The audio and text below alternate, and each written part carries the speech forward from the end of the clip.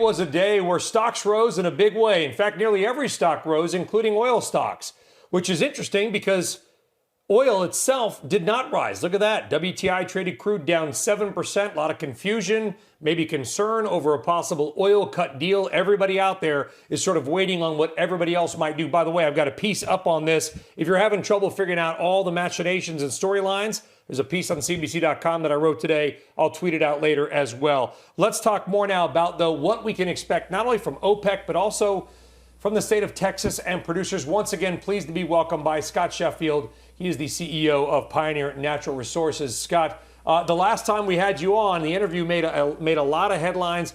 We're glad that you joined us again. There's an OPEC meeting on Thursday. In theory, that's what they're talking about right now. Do you expect any real cut of size to get done? Yes, Brian, it's great to be on your show again. I want to start off thanking the healthcare workers on the front line with COVID-19 and also thanking the president for calling Putin and Mohammed bin Salman, the Crown Prince of Saudi Arabia. I'm fairly confident that with Trump's help, that the Russia and Saudi will try to put something together first. They will take that to the OPEC meeting, OPEC Plus, and try to cut a deal. But I think they're going to try to involve Canada, U.S., Brazil, and Norway and tie those four countries to those cuts also. There's no way. I mean, I tried to go through the math earlier. You'd know a lot more about it than I am, Scott. I'm trying to figure out how to get to 10 million barrels a day cut without the U.S., Canada, and Norway. It's hard to see how to do it. Yes, I think the argument going on now is Saudi wants to cut from 12 versus 10. I don't see how they can cut from 12 million. They need to cut from 10 million to get Russia on board. But as you know, you probably heard like everybody else is that Trump has pulled the military card in regard to future arms, future military bases in Saudi Arabia, future protection. So Saudi's going to do everything they can to try to cut a deal. So they have to cut a deal first before they take it Thursday, and then they need to come to the U.S., Norway, Canada, and Brazil. Well, what you're saying is really important, a little in the weeds from an oil perspective, but let me explain it to our audience and see if you would agree, Scott. So the Saudis were producing, let's call it 9.7 million barrels a day. They went up to 12 in this famous price war. So you're saying if they agree to cut, let's call it 3 million barrels a day, they need to go from 10 down to 7, not from 12.5 to 9.5. I would be happy from 10 to 8. So I'm not there negotiating, but I'd be happy from 10 to 8. I'd be happy for a million to 2 million from Russia as a starting place. If they can get to 4 somehow between themselves and take it to OPEC Plus, maybe they can get to 8, and then ask U.S. and Canada, Brazil, Norway to come up with the remaining 2 million. I think it's possible they can get a deal done that way. Okay, let's talk about the United States. You and Parsley Energy, company you know well, by the way, petitioning the Texas Railroad Commission, which despite its name controls oil production in Texas, to effectively, I guess, quota or limit production. There is a hearing scheduled for April 14th. There are 3 commissioners. Obviously, they need a 2/3 or unanimous vote. What exactly are you looking for from Texas, and what do you think is going to happen, Scott? Yes, thank Brian. About 10 days ago, we were notified, along with all producers in the state of Texas, by all the purchasers. The purchasers said storage is going to be full by May 15th. May 15th, we're not going to be able to take some of your oil. The majors might be able to sell 100% of their oil because they can go directly to the refinery. It's the small and medium producers that don't have midstream contracts that can't sell their oil. So we decided to file a motion last week, and you have to prove that you're wasting the oil. And last week we were selling Delaware oil at $3 a barrel. So you're wasting oil. That's easy to prove. Secondly, decimation of our industry and our infrastructure and our service companies.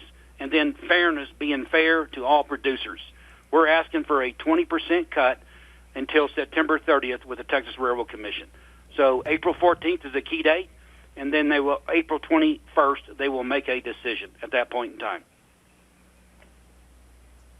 Okay, 20% cut until September. I would imagine Scott, that would be proportionate across production size, correct? Yes, it would. And we're asking for an exemption for small producers in the state of Texas. As you know, Texas produces 5 million barrels a day, so 20% is 1 million barrels a day until September 30th. And there's various options that each producer can decide how to cut that, depending on their lease situation. All right. Hearing the 14th, the decision the 21st means a lot to a lot of jobs. Scott Sheffield, a Pioneer. Scott, always a pleasure. Thanks for joining us here on CNBC once again.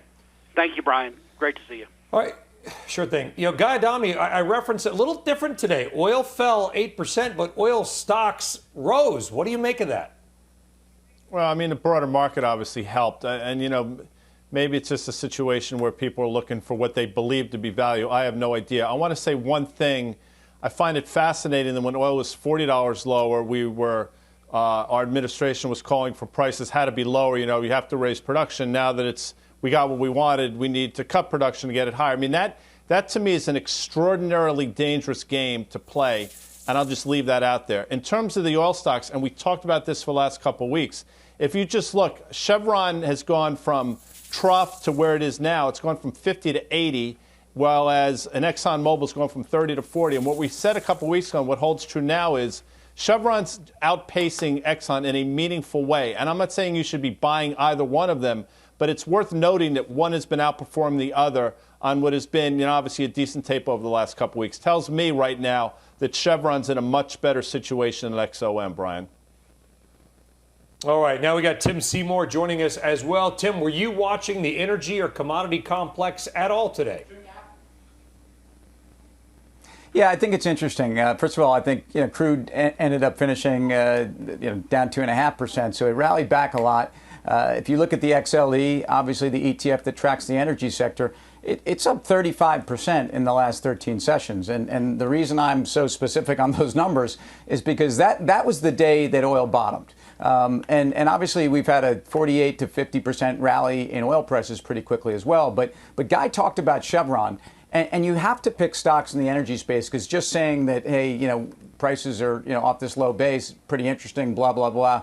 We've seen this from energy before, but Chevron is one of the most agile mega cap integrated names. And they have a CapEx budget that they cut dramatically to $3.5 billion now, and they're going to have free cash flow.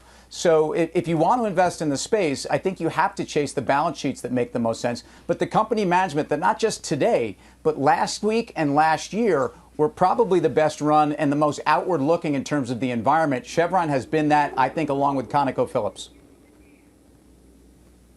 Dan, Nathan, get in here. What are your thoughts?